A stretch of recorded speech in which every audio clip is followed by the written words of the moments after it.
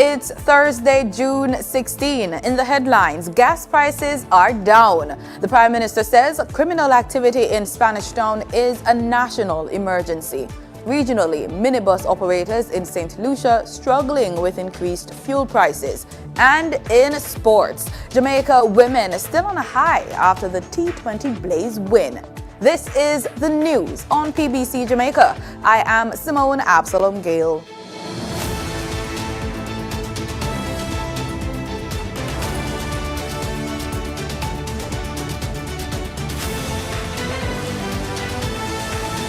Prime Minister Andrew Holness has declared the criminal activity in Spanish Town a national emergency. He says there must be changes to address the issue.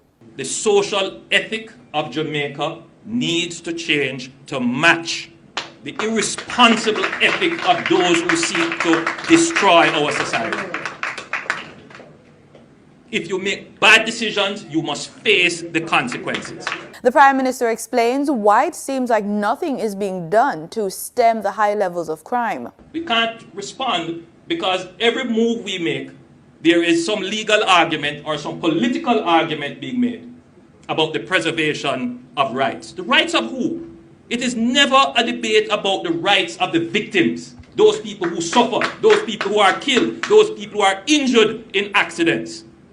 It is never a debate about those who have lost loved ones. What about their rights too? He says those who come out speaking about defending rights are alienating the people of the system of justice and law and order, and this cannot be maintained. I do not have the luxury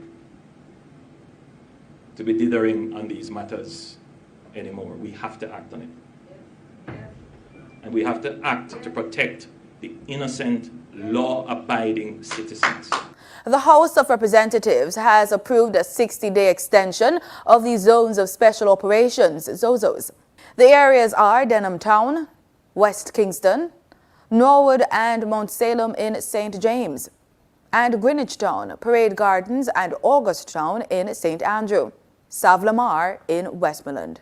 Resolutions for the extensions were moved by Deputy Prime Minister and Minister of National Security Dr. Horace Chang in the House on June 14. The People's National Party's shadow cabinet has been revised. Senator Damian Crawford is taking over as the new spokesperson on education. Senator Crawford will now cover education, training and competitiveness, taking over from Dr. Angela Brown Burke, who has been sent to Labour and Social Security. Philip Paulwell is returning as leader of opposition business in the House of Representatives, replacing Anthony Hilton. Senator Donna Scott Motley has kept her justice portfolio, to which she will now join information. Her deputy is former Member of Parliament Raymond Price.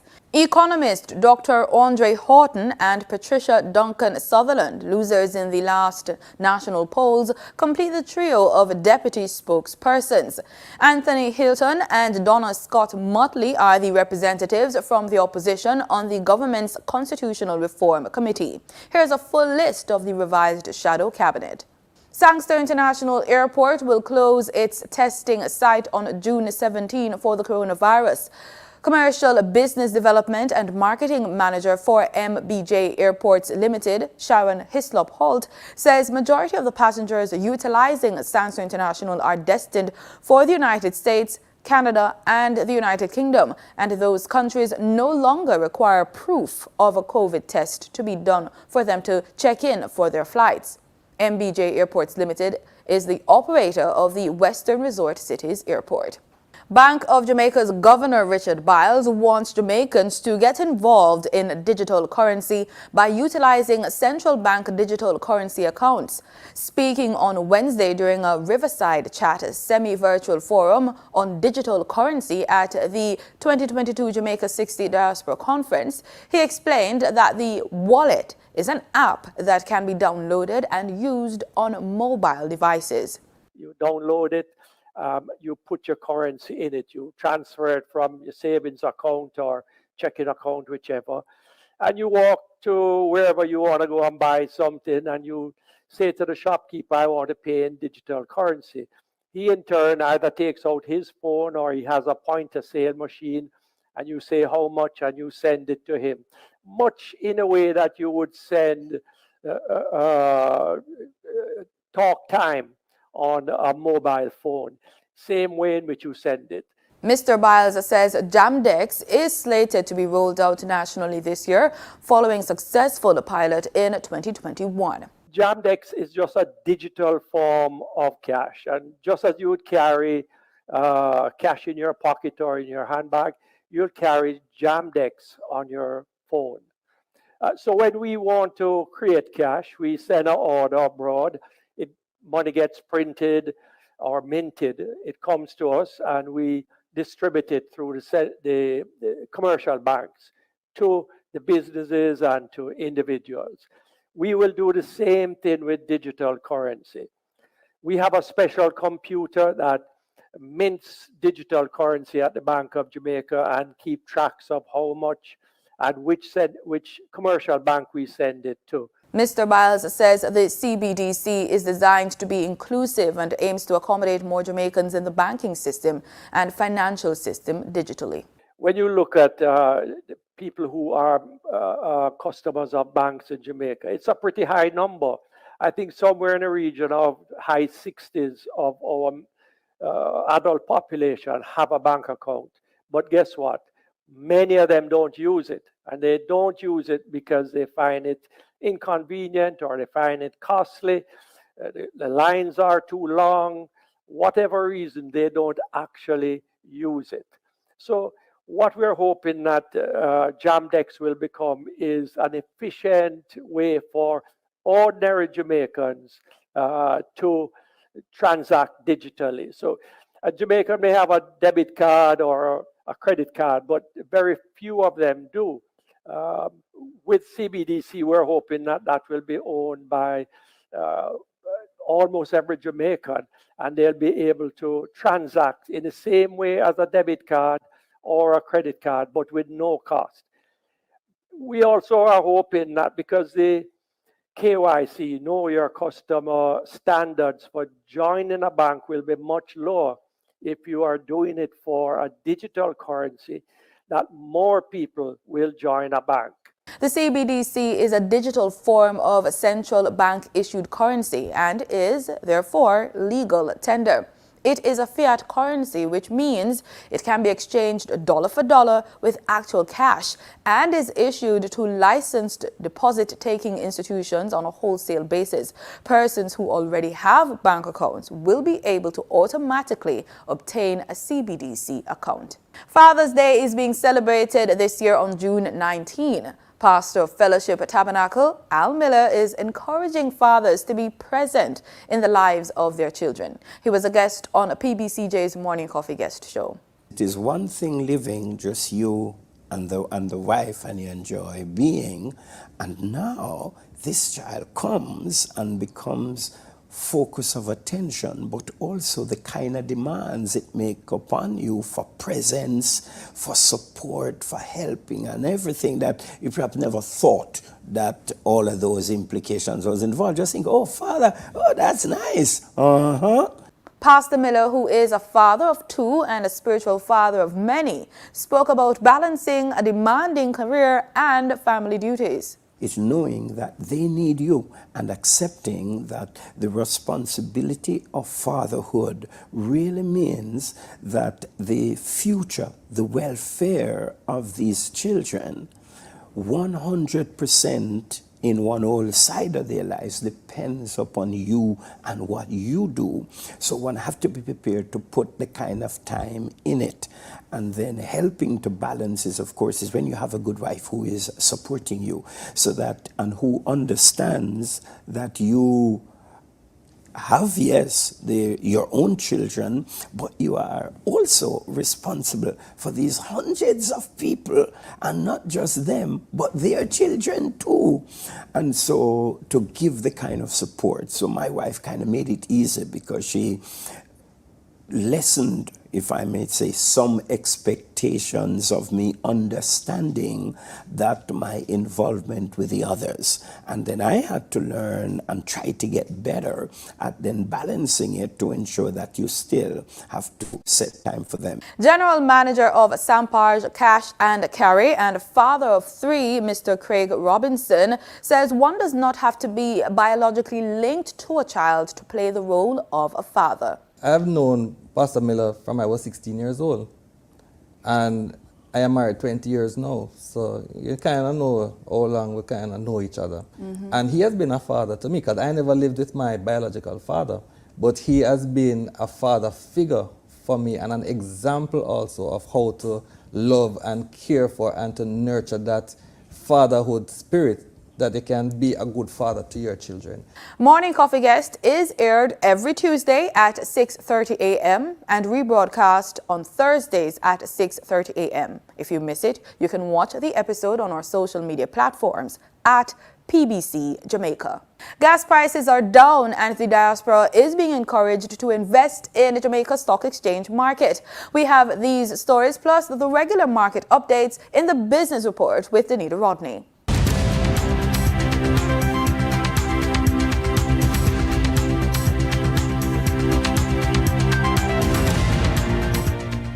Effective Thursday, June 16, gas prices down by 25 cents and diesel up by $4.50. With a 25 cents decrease, 87 and 90 octane gasoline will be sold for $215.64 and $220.65 per liter respectively. Automotive diesel fuel will be sold for $223.01 per liter after a $4.50 increase. Continuing with the $4.50 increase, ultra-low sulfur diesel will be sold for $225.75 per liter and kerosene will be sold for $197.30 per liter. Meanwhile, propane liquid petroleum will be sold for $74.75 per liter, down $2.19, and butane liquid petroleum will be sold for $84.43 per liter after a $1.04 decrease. Remember to be on the lookout for price changes as marketing companies and retailers will add their own markups to these prices.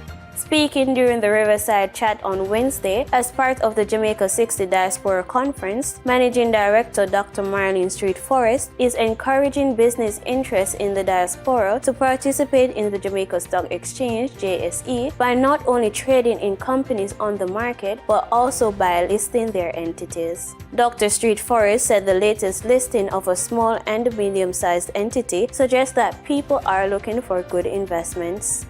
Just this morning, we listed another small and medium-sized entity that was oversubscribed by 952%. What that means is that people are looking for good investments. Dr. Street Forrest goes on to encourage the diaspora to take advantage and invest in the markets. What that means is that our diasporans can take advantage as well of investment. And just to put it in context, that not only are we able to list local businesses, if the diasporans have businesses overseas that wants us to list on our market, why not list in Jamaica? Why not list, get capital and grow in Jamaica? So this is something that we are throwing out. She also makes mention of the launching of more products to facilitate greater access. We will soon be launching a few other products on the market, like the direct market access, and we will be launching also the digital asset platform in short order. And so these are some of the things that we want to say to our diasporans, that we understand that there is much more room to serve you, and we intend to do that. Now for your market updates. In foreign exchange trading for Wednesday, June 15, the US dollar sold for an average of $153.45. The Canadian dollar ended trading at $118.27. The pound sterling traded for $185.65. And the euro sold for an average of $162.80. The following reflects the movement of the JSE indices in Wednesday's trading session. The JSE index declined by 219 points to close at over 300,000 units. The junior market index declined by 21 points to close at over 4,000 units. The combined market index declined by 394 points to close at over 300,000 units. And the All Jamaican Composite Index declined by 332 points to close at over 400,000 units. Overall market activity resulted from trading in 97 stocks, of which 37 advanced, 50 declined, and 10 traded firm. Stocks advanced for Access Financial Services Limited, Barita Investments Limited, and Cargo Handlers Limited. Stocks declined for 138 Student Living Jamaica Limited, AMG Packaging and Paper Company Limited, and Berger Paints Jamaica Limited. Trading firm were 1834 Investments Limited, Quest Corporation Limited Ordinary Shares, and Honeybun 1982 Limited. The following companies represent the overall volume leaders: Lasco Manufacturing Limited with over 3 million units, Wigton Wind Farm Limited Ordinary Shares with over 2 million units, and Sagicor Select Funds Limited Financial with over 1 million units. In regional stocks in Trinidad and Tobago, Clico Investment Fund was the sole security with over 4,000 shares being traded. On the Barbados Stock Exchange, Government of Barbados Bond Series B was the volume leader with over 21,000 shares, followed by First Caribbean International Bank, which traded over 18,000 shares, and Goddard Enterprises Limited, which traded 10,000 shares. In market data for oil prices fell on the back of inflation concerns highlighted by interest rate hikes in the United States, Britain, and Switzerland. Brent crude was down $1.37 or 1.2% to $117.14, while West Texas Intermediate crude fell $1.29 to $114.02, off 1.1%. And that was the business report on PBCJ. I'm Danita Rodney. In regional news, we start with Trinidad and Tobago. Even though monkeypox has not yet been declared a public health emergency, the country is taking all necessary precautions to prepare. More from TTT Live. Chief Medical Officer Dr. Roshan Parasram says especially now that a case has been detected in Venezuela, there is more reason to be concerned. He points out that a committee attached to the World Health Organization is due to meet soon to consider whether monkeypox should be declared as an international public health emergency. He says if that is done, it will affect how Trinidad and Tobago responds to it, but assures that steps are already being put in place. We have kind of preempted that decision, and we consider it a concern, especially now that you saw there's a case in Venezuela that has been confirmed as well, which is pretty close to us geographically. So we have taken the steps, treating it as a public health emergency of international concern before it is actually deemed that by WHO, just preemptively, because it's always better to prepare. Dr. Parasram adds that port health officials are already on high alert. So we're looking at our port health response, so ensuring that our port health workers have the essential training that is required to detect any unusual diseases, and of course take the necessary steps by way of isolation and treatment thereafter, and to ensure that we have a very informed clinical cohort in the country, meaning that the physicians are well trained as to how to recognize the signs and symptoms, and of course the public can recognize the signs and symptoms. Over 1,600 cases have been detected across 39 countries, with 72 deaths reported so far. Bahamian Minister of Health Dr. Michael Darville says the individual with a suspected case of monkeypox has been airlifted to Florida. He says samples taken from the man await testing. Darville says lab technicians have received training and expect the country will have the capacity to test locally soon. That particular case that was in isolation was being monitored by one of our infectious disease specialists. The case was subsequently airlifted out of the country, and so as of today, there's no suspected cases of monkeypox in the country.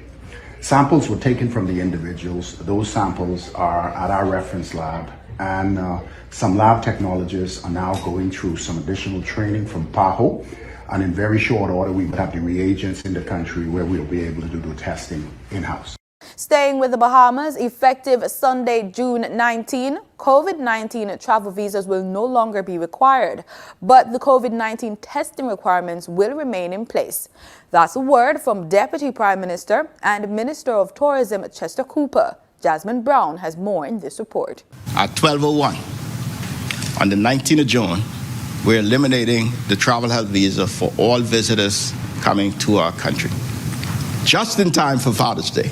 The decision to eliminate the travel health visa comes just over 6 months after the Davis administration eliminated the visa for Bahamians and residents. Cooper says with the summer travel just days away, now is the time to get rid of travel impediments and keep up with other destinations. We are eliminating one of the pain points, one of the friction points from travel to our country to make it easier, less expensive, and more convenient. On Tuesday, Cooper said Cabinet was set to consider the elimination of COVID-19 testing ahead of travel to the Bahamas. However, during his contribution to the 2022-2023 budget debate, the Deputy Prime Minister said the requirement remains in place, at least for now. I announced the elimination of the travel health visa, not the elimination of testing. As the member would already be aware, Bahamians do not require a travel visa, but they're still asked at the counter, at the airline, to demonstrate that they are COVID negative. This is going to continue. The DPM went on to insist the goal is to encourage more flights in key markets so that the Bahamas can get more visitors in country safely, quickly, and affordably, while also protecting public health. He says that's particularly important given the fact that visitor arrivals have increased by nearly 1,000%. During the first 4 months of the year, Cooper says visitor arrivals topped 1.9 million. Reporting for our News, I'm Jasmine Brown. In St. Lucia, National Council on Public Transportation President Godfrey Ferdinand has expressed concern over the recent hike in gasoline prices, with bus fares set to increase on July 1, 2022. NBC Prime has the details. The recent cost of gasoline increased from $3.51 to $3.95 per liter, or $15.95 to $17.95 per gallon, while diesel rose from $3.65 to $3.95 per liter, or from $16.58 to $17.95 per gallon. NCOPT President Godfrey Ferdinand told NBC Prime that minibus operators are waiting on the new bus fare increase, which will come into effect on July 1st. In the meantime, Ferdinand says operators have some concerns regarding the soaring fuel prices. It's becoming unbearable for the operators to be putting fuel at that cost. And it is also a concern to the operators because we know we have a July 1st. We just hope that the technocrats would be able to finish and have this cabinet conclusion ready and stamped and the publication of the fares ready for the 1st. So a lot of the operators are concerned and because they're not hearing anything about the fare in terms of the publication of it. A 2013 bus fare review recommended bus fare increases, and the NCOPT agreed to its implementation. However, Ferdinand observes inflation in 2022 has climbed compared to previous years. We know we've done our part, and that is we've done the necessary corrections. But we are just hoping that the technocrats can meet the deadline. That is the 1st. We will not be able to stomach any more increases and not be able to get our fare increase, even though it is not one that would put any significant profit in our pockets. But we are awaiting it, and we are hoping that everything is in place as I speak. Outlined in the 2013 bus fare review, 25 cents for short routes, 50 cents for medium routes, and $1 for long routes. Cecil Actil, NBC Prime.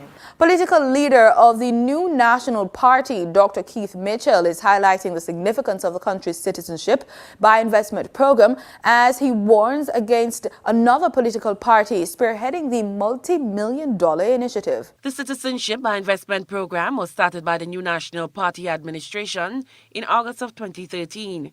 It requires applicants to either make a significant economic contribution to the country or to acquire a government-approved qualifying asset. During the 2022 budget delivery, Finance Minister Gregory Boeing said government collection of total receipts under the CBI program as of October 31st was $30.6 million. At the NNP rally held at Pearls on Sunday, Dr. Mitchell said there cannot be any perceived conflict of interest as it relates to the CBI program. We declare tonight that the CBI program must be run and managed with no inherent conflict by people who oversee that program, and with no loyalty. And the only loyalty is to the people of Grenada, Carriacou, and Petit Martinique. This cash-yielding initiative is one that Dr. Mitchell wants to guard against, who is put in control. There are those who have their friends, who believe they want to control this country of ours. We are welcoming people to all and sundry. But you must come here and respect the people of this land. Who want to sell out this country will not come through the New National Party. Candidate for the New National Party St. John's constituency, Alvin Dabrio, already has plans for the CBI program to be utilized to develop the constituency if re-elected into office. In sports, all 6 players who are currently plying their trade in the Suncorp Super Netball League in Australia have been named in the Sunshine Girls 12-member squad for this summer's Commonwealth Games in Birmingham, England. The squad is headed by the world's #1 rated goal shooter, Janelle Fowler, and also includes Shamara Sterling, Latanya Wilson, Jodian Ward, Kadian Dehaney, Shimona Nelson, who makes a return to the national setup. The 12 is completed by Shanice Beckford, Rebecca Robinson, Nicole Dixon-Rochester, Shadian Hemmings, Dean Thomas, and Khadijah Williams.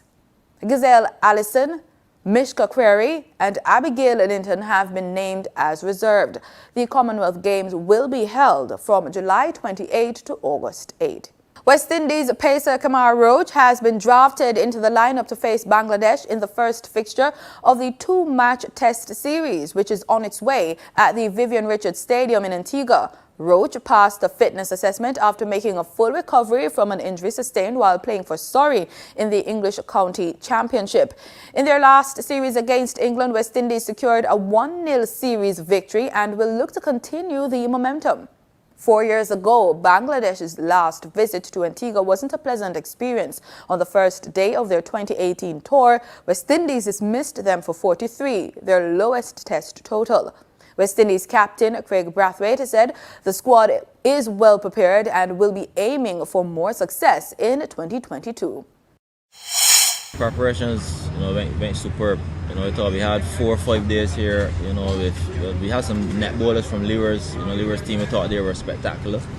As batters, we got in some good work, and obviously other guys came in yesterday, from Pakistan, and the guys really looking forward to this series. For me, the biggest thing is that we can't underestimate them. Just because they may not be top 3 in the world, it doesn't mean we're just gonna roll over them. I think as batters and as bowlers, we gotta stay disciplined. We gotta go there and work hard. I thought the England series, we did a good job as batters. About again 100 every game. I thought that was very good. And we just can't think we can just get 100, just because it's Bangladesh. I think we gotta go there and work hard. We gotta be disciplined. Obviously, they have some young fast bowlers and some good spinners. So we got some peers that may be tough, but we gotta fight. And for me, that's it. And for the bowlers as well, we gotta work hard. We gotta be disciplined. We gotta bowl to the fields. And the main thing, we can't underestimate this team. We cannot do it. That's the main thing I'll be preaching.